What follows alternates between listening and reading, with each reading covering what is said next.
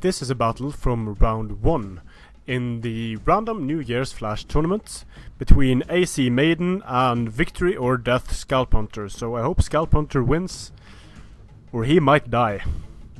He's commanding R1G and AC Maiden is commanding Rome.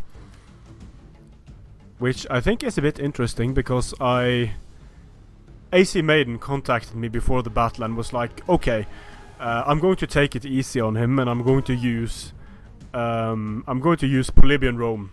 So can I bring 7 Principe? So I was like, no, you can't. It's nice that you bring Polybian Rome, but can't really bring that many Principe. Max 6.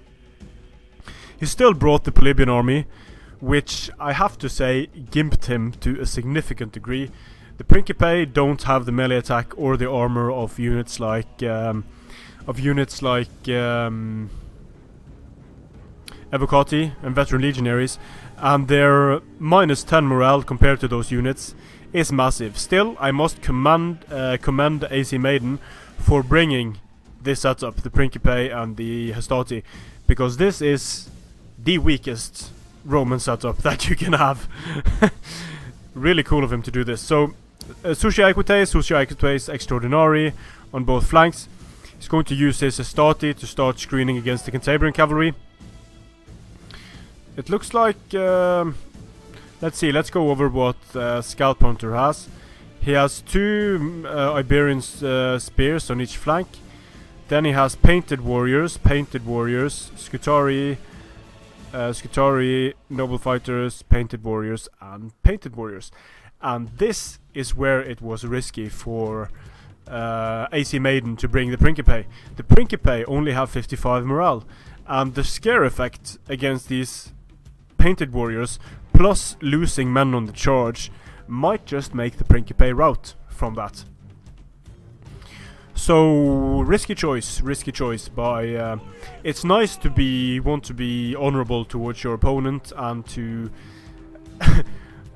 well, I don't want to. Well, he did say take it easy by using, since Aravaci, most people think Aravaci are gimped against Rome, then not bringing the strongest possible Roman build. Sure, that's a nice thing to do, but you are setting yourself up for a potential loss by doing so. A strong Roman build should have no problems dealing with the Aravaci build, but the Polybian Roman build that AC Maiden has brought here, risky, super risky. But again, the players choose themselves what type of army they want to bring. If they want to go for pure power armies, and you might say that AC Maiden lucked out in this matchup, and that Scalp Hunter was a bit more unlucky with his build.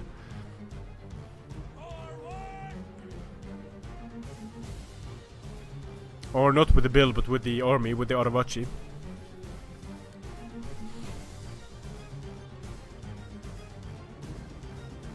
Just screening away the Cantabrian cavalry.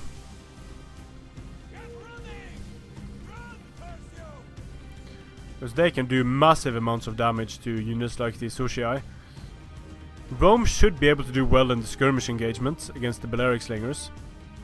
But there are 3 Balearic Slingers, so he might need to do some cavalry pushing to get the Balearics out of the way. If he can make the Balearics turn their backs, then the Balearics of the Scalp Hunter could start dropping quickly, but these Balearics are also, if 3 Balearics start focus firing on one Syrian archer, that Syrian archer is going down. Cantabrian cavalry winded already, taking fire from the Syrian archers, not being able to bait the arrows as effectively as they need to, because they are winded.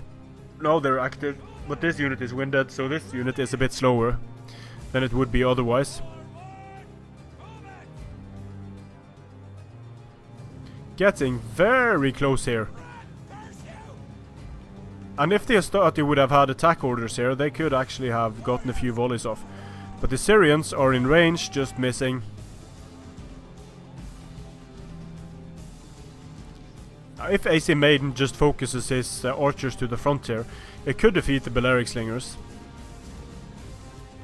Just string out the Hastati and use them in use them to throw javelins at the Cantabrian cavalry, because Cantabrian cavalry firing javelins into the front of the Hastati is basically a gift to Rome from R1G1. That is the least cost effective they could possibly be, wasting their ammunition on the front of Hastati. No skirmishing to the front just yet.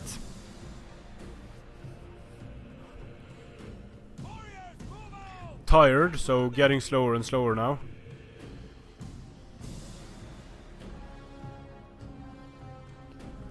AC Maiden moving his Social Equites away from the Cantabrian cavalry. The Cantabrian cavalry has to keep moving, and so that's going to make it slower and slower and easier for the auxiliary Syrian archers to hit. A few well-timed volleys could decimate this Cantabrian cavalry.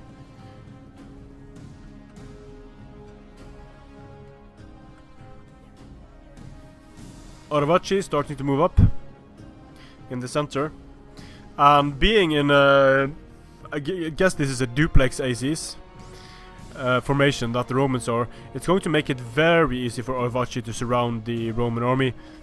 And the Hastati are going to break super quickly due to the fear effect from the painted warriors. The Principe are also going to break fairly quickly. The Commander General might help a bit, but I do not like this Roman army's chances against R1G.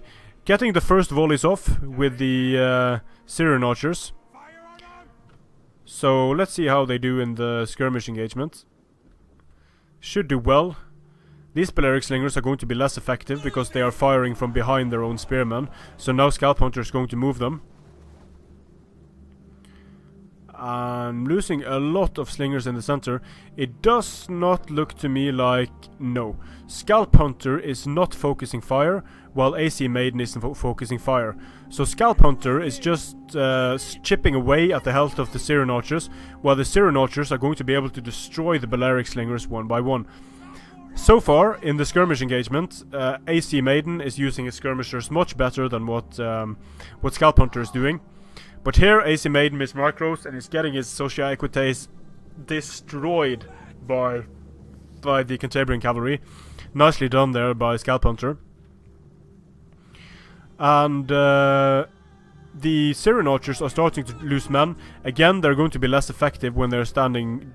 Well, not really. They're going to be effective when they're standing like that. Cavalry incoming, Hastati incoming. I don't know why they didn't throw javelins there. That would be a perfect time to throw javelins at the Celtiberian cavalry. Were they out of... I don't think they were out. I don't know what that's about at all. So, Balearic slingers doing well now, because the Syrian archers were stopped from firing. So now Scalp Hunter is getting the best of these engagements. It looks like AC Maiden realizes this and is starting to push up. These Cantabrian cavalry...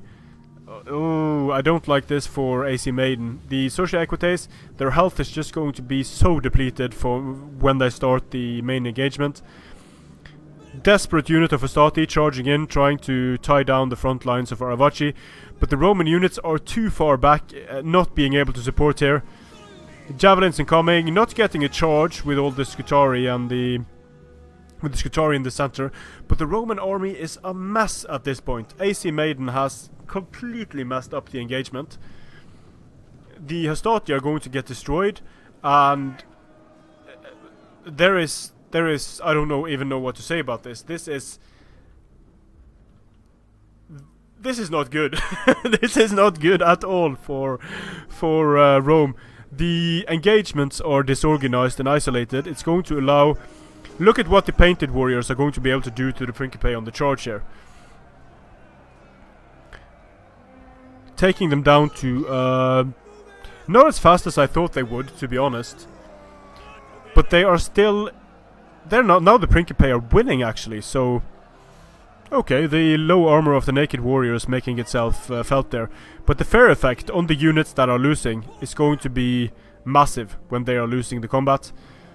So they're doing well here, but again, 3 against 1, is that really necessary? Celtiberian cavalry getting charged by Socia Equites. General coming into the center. Cantabrian cavalry charging into to Socia Equites. Wrecked by Socia Equites, of course. Principe charging in, nice move there by AC Maiden, stopping the Skutari and then charging in with the General's bodyguard. He's going to be able to sneak his General through. Oh! Just getting stopped, but manages to get into Balearic Slingers with the General. Losing the General at this point though, super bad against this many scare units from the R1G. If the General dies and the fear effect starts to make itself felt, then we might see a Roman chain rout here. So let's see what happens when the General dies here. It was a nice move by AC Maiden, but at this point it was super dangerous because the General is going to die momentarily. Nice moves here by the Socia Equites. And the General just managed to survive there actually, amazingly enough.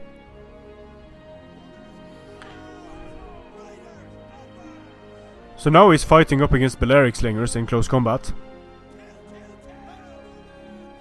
Getting nice kills with the auxiliary Syrian archers against the painted warriors. And the General, he just needs to get the hell out of there. He needs to move this way and start getting away from all of this. Because when this Socia unit is going down, yep, there we are. The unit is getting charged, it's fired upon, the General of Rome is going to go down. And we might see, there we go, dropping down to steady. The units that are near fear-causing units are wavering, attacked in the rear. So even though they are not really depleted, they're going to just rout due to being in combat with naked warriors and attacked in the rear. So the General dying at that point, massive. That right there lost Rome the game, wasting the General like that. So now it's just going to be a matter for the R1G to mop up the remaining Roman units. So we'll have a look at the kills on the battle result screen. Noble fighters wrecking the Principe. Rear charge, and Rome is defeated. So, a few things to note about this battle. For one, well, the painted warriors and the Skutari did well. The Balearic Slingers also did well. The noble fighters did extremely well.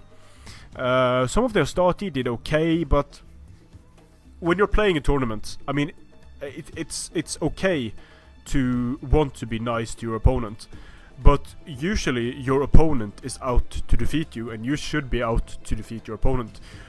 You shouldn't, and I've done this myself, I want to bring fun builds that are balanced to tournaments and stuff like that. Well, fuck fun builds, and fuck fun in tournaments.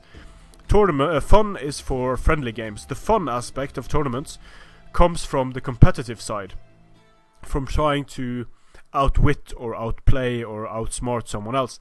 So when AC Maiden brings a Polybian Roman build against R1G, because R1G supposedly is the weaker faction, which it certainly is, but by bringing the lower morale Principe and by losing the engagements as decisively as he was really, then it's going to, especially against units like painted warriors, and you need to prepare for painted warriors as Rome, it's going to give an unnecessary advantage to the supposedly weaker faction, because when you only have Principe and Astati and some auxiliary Syrian archers, if you compare these two builds, then the R1G build is the strongest one in this case.